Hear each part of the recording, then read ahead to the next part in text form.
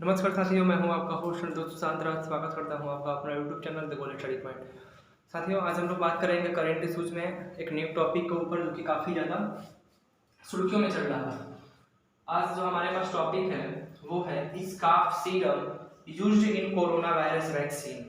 क्या corona virus का जो वैक्सीन है उसमें काफ सीरम का यूज किया जा रहा है? ऐसा न्यूज़ काफ़ी ज़्यादा सुर्खियों में चल रहा है। और जब इस तरह का स्टेटमेंट न्यूज़पेपर के माध्यम से, ट्विटर के माध्यम से इंडियन गवर्नमेंट से पूछा गया, भारत सरकार से पूछा गया, तो भारत सरकार ने एक अपना स्टेटमेंट दिया जिसमें उन्होंने यह कहा कि कोरोना वायरस का जो वैक्सीन है, जो फाइनल वैक्सीन है, उसमें काफ सीरम का कोई मात्रा नहीं है, मतलब उसमें काफ सीरम का कोई क्वांटिटी नहीं है।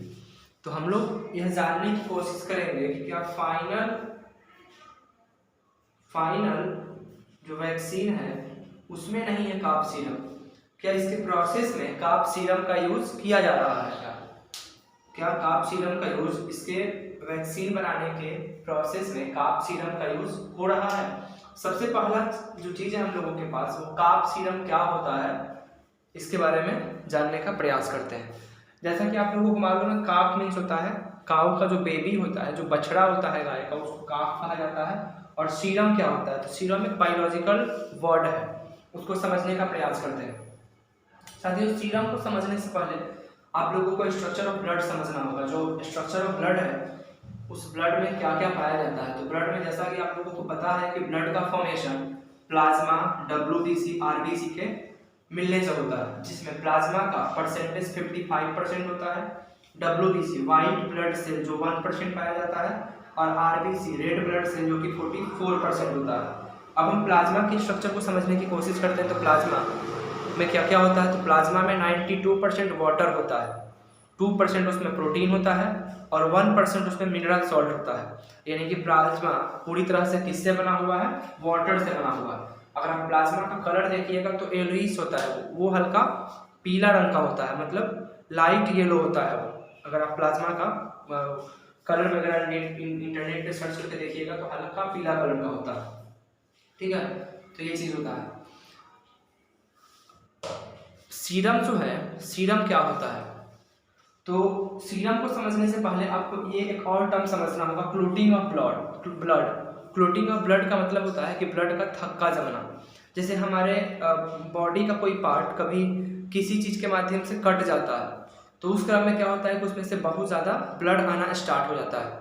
कुछ समय बाद हम लोग यह ऑब्जर्व करते हैं कि जो ब्लड हमारे जिस पार्ट से निकल रहा था, उस पार्ट पे क्लॉटिंग हो गया है ब्लड का, मतलब वहाँ से ब्लड का निकलना बंद हो चुका है, वहाँ पे ब्लड का थक्का जम गया है, ब्लड वहाँ पे सॉलिड फॉर्म में जम गया है। तो क्यों ऐसा होता है?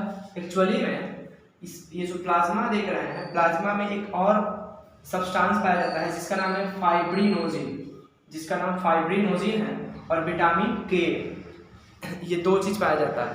ब्लड के क्लॉटिंग में फाइब्रिनोजिन और विटामिन के काफ़ी इंपॉर्टेंट होता है, यानी कि ब्लड के जो थक्का जमता है, रक्त का थक्का जमता है, उसमें फाइब्रिनोजिन और विटामिन के काफ़ी हद तक सहयोग करता है। यानी कि प्लाज्मा में फाइब्रिनोजिन भी पाया जाता है, और ब्लड का जो थक्का जमता है वो फाइब्रिनोजिन के वजह से ही जमता है, और विटामिन के वजह से। तो ये जो हम देख रहे हैं ब्लड का स्ट्रक्चर, सीरम क्या होता है? तो सीरम को आप इस तरह से समझिए, देखिए यहाँ पे सीरम लिखा हुआ है। सीरम में क्या होता है कि जब हम लोग प्लाज्मा में से फाइब्रिनोजिन को निकाल देते हैं, जब हम लोग प्लाज्मा में से फाइब्रिनोजिन को निकाल देते हैं, तब वह सीरम बन जाता है। यानी कि अगर हम बोलें कि ब्लड किन किन चीज़ों से मिलकर के बना हुआ है, तो ब्लड बना हुआ है प्लाज्मा, डब्ल्यूबीसी, आरबीसी। जब हम लोग ब्लड में से डब्ल्यूबीसी और आरबीसी को निकाल लेते हैं, तब बच जाता है प्लाज्मा। यानी कि प्लाज्मा अगर हमको सिर्फ प्लाज्मा चाहिए, तो हमको क्या करना होगा? ब्लड में से सेल्स को रिमूव कर देना होगा। अगर ब्लड में से सेल्स को हम निकाल देते हैं तो मेरे पास प्लाज्मा बच गया।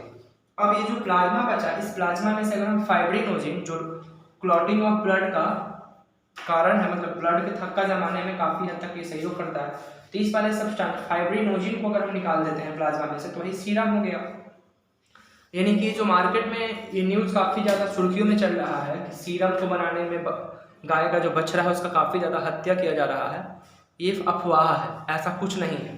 ठीक है, हाँ, ये बिल्कुल सही चीज़ है कि कोरोना वायरस का जो वैक्सीन है उसको बनाने में सीरम का यूज़ हो रहा है, लेकिन ऐसा ये अफवाह है कि गाय का बछड़ा का हत्या किया जा रहा है, स्लाउटरिंग किया जा रहा है और तब उससे सीरम बनाया जा रहा है। या यहाँ पे देख सकते हैं कि प्लाज्मा हम लोग एक जिंदा मनुष्य जो होता है उसमें से भी निकाला जाता है। तो ऐसा नहीं उसको मार कर हम लोग निकालते हैं, जिंदा में ही प्लाज्मा निकाला जाता है। बस ब्लड में से क्या किया गया, जो सेल्स है आरबीसी डब्ल्यूबीसी है उसको हटा दिया गया, तो प्लाज्मा हम लोग रख लिए। और इस प्लाज्मा में से फाइब्रोनोजिन को जब हटा दिए तो वो हो गया सीरम। यानी कि इसमें बछड़ा को मारने का कहीं कोई जगह ही नहीं है, कोई यूज ही नहीं है, तो ये बिल्कुल अफवाह है। अब यहाँ पे हम लोग समझते हैं कि ये सीरम का यूज होता क्या है, मतलब जो वैक्सीन बनाने में सीरम का यूज किस लिए किया जाता है। क्या काप सीरम के अलावा किसी दूसरे चीज का यूज नहीं हो सकता है।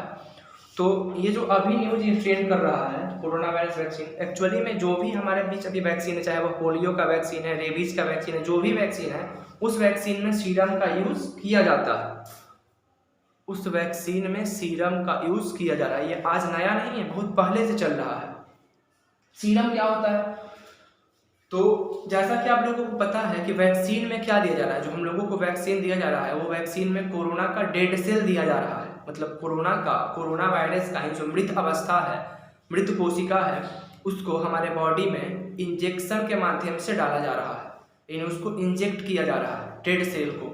ठीक है, और आप लोगों को यह भी पता है कि जैसा कि हम लोग जानते हैं कि ये प्लाज्मा है, प्लाज्मा ही क्या करता है, तो एंटीजन के लिए एंटीबॉडी तैयार करता है। जो एंटीजन है, जो वायरस है, वायरस को एंटीजन हम बोले तो जो वायरस हमारे ऊपर इफेक्ट कर रहा है उसके लिए एंटीबॉडी, यानी कि उससे लड़ने के लिए एक तरह से सेना जो खड़ा करता है वह प्लाज्मा ही खड़ा करता है। ठीक है, ये प्लाज्मा ही खड़ा करता है। तो हमारे बॉडी के अंदर जो डेड सेल कोरोना का दिया जा रहा है वो कैसे हुआ, मतलब कहाँ से डेड सेल आया। तो सबसे पहले क्या किया गया कि वायरस को बनाना होगा, कोरोना वायरस को बनाना होगा, कोरोना वायरस को जिंदा करना होगा, जिंदा रखना होगा, और जिंदा रखने के बाद उसको मतलब वीक करना होगा, और वीक करके तब उसको इंजेक्ट करना होगा बॉडी में। तो कोरोना वायरस को जीवित रखने के लिए उसको कई प्रोसेस से होकर के वह गुजरता है, तो उस प्रोसेस में उसके यूज़ के लिए उसको जिंदा रखा जाता है। और जिंदा रखने के लिए उसको क्या दिया जाएगा, जैसे सबको पता है कि जैसे हम लोग जिंदा रहने के लिए भोजन का यूज करते हैं, वैसे वायरस को भी जिंदा रहने के लिए भोजन का जरूरत है। ठीक है, तो उसको भोजन यही सीरम दिया जाता है। ये जो सीरम है यही उसका फूड है, किसका, वही वायरस का, चाहे वह कोई भी वायरस हो, वह सीरम को खा करके जिंदा रहता है। सीरम को खिला करके उसको जिंदा रखा जाता है, और जब वह कई प्रोसेस से होकर के गुजर जाता है, जब फाइनली उसको वैक्सीन के थ्रू बॉडी में इंटर करना होता है, तब यहाँ से सीरम हटा दिया जाता है। मतलब उसका फूड हटा दिया गया तो वह डेड कर गया, वह मृत अवस्था में हो गया। एक्चुअली में वायरस मरता नहीं है, वायरस को देखा जाए तो मतलब ये जो डेड का मतलब मरा नहीं है, वो सिर्फ स्थूल पड़ गया, शांत पड़ गया है। फिर जब उसको सीरम मिलेगा फिर से वह रिप्रोडक्शन, अपना प्रजनन करना स्टार्ट कर देगा, अपने संख्या में वृद्धि करना स्टार्ट कर देगा। तो ये सीरम उसको एज अ फूड के रूप में दिया गया। जब वह ढेर सारा रिप्रोडक्शन कर दिया, मतलब ढेर सारा अपने आप को अपने संख्या में वृद्धि कर लिया, तब यहाँ से सीरम को हटा दिया गया, और इसको जैसे ही सीरम को हटाया गया, फूड को हटाया गया, तो डेड अवस्था में हो गया, मृत अवस्था में हो गया, और उसको इंजेक्शन के थ्रू बॉडी में हम लोगों के बीच इंजेक्ट कर दिया गया। तो इस तरह से इसको बनाया गया। अब यहाँ पे ये नया चीज नहीं है कि सीरम कोरोना वायरस में ही यूज हो रहा है, चाहे जो भी वायरस है। और यहाँ तक आप, जैसा कि हम लोगों को पता है कि भारत मेडिसिन का सबसे बड़ा एक्सपोर्ट है, मतलब भारत मेडिसिन का सबसे बड़ा निर्यातक देश है। जो भी हमारे मतलब विश्व में सब जो मेडिसिन वगैरह सबसे कम दाम में जो बनता है वह भारत में ही पॉसिबल है। हम लोग दूसरे देशों से रॉ मटेरियल खरीद करके और यहाँ पे हम लोग मेडिसिन वगैरह बनाते हैं। तो ये बन रहा है जो वैक्सीन, इसमें काफ सीरम का यूज हो रहा है, और ये बिल्कुल सही चीज़। लेकिन इसमें जो ये अफवाह आ रहा है कि बछड़ा का हत्या किया जा रहा है, ये बिल्कुल गलत चीज़ है। क्योंकि आप लोगों को मैं यहाँ पे समझा दिया कि सीरम प्लाज्मा माइनस फाइब्रोजिन होता है, फाइब्रोनोजिन होता है, यानी कि प्लाज्मा में से जब हम फाइब्रोनोजिन को निकाल लेते हैं तो क्या बन जाता है, वह सीरम बन जाता है। और प्लाज्मा को प्लाज्मा में से फाइब्रोनोजेन को निकालने के लिए, फिर प्लाज्मा को निकालने के लिए उसको मारना नहीं पड़ेगा। जिंदा व्यक्ति है चाहे कोई भी जिंदा है, उसमें से प्लाज्मा निकालना है तो बस क्या किया गया, ब्लड निकाला गया और ब्लड में से आरबीसी डब्ल्यूबीसी को अलग कर दिया गया तो प्लाज्मा बच गया। फिर प्लाज्मा में से फाइब्रोनोजेन को निकाल दिया गया तो सीरम बच गया, और इसी सीरम का वायरस का ये भोजन है, ये भोजन उसको दिया गया अपने संख्या में वृद्धि करने के लिए। जब वह वृद्धि कर लिया तो फिर उसको डेड कर दिया गया, मतलब उसको मृत अवस्था में, स्थूल पूरी तरह से मरा नहीं, स्थूल कर दिया गया और उसको बॉडी में इंजेक्ट कर दिया गया। बॉडी में जाकर के वह करेगा क्या, तो जैसे ही बॉडी में जाएगा तो ये प्लाज्मा क्या करेगा, उसको एंटीजन समझेगा मेरा दुश्मन आ रहा है तो उसके लिए एंटीबॉडी बनाना तैयार करेगा, मतलब उसके लिए सेना खड़ा करना शुरू करेगा जो उससे लड़ेगा। ठीक है, तो इस तरह से ये चीज़ हो रहा है।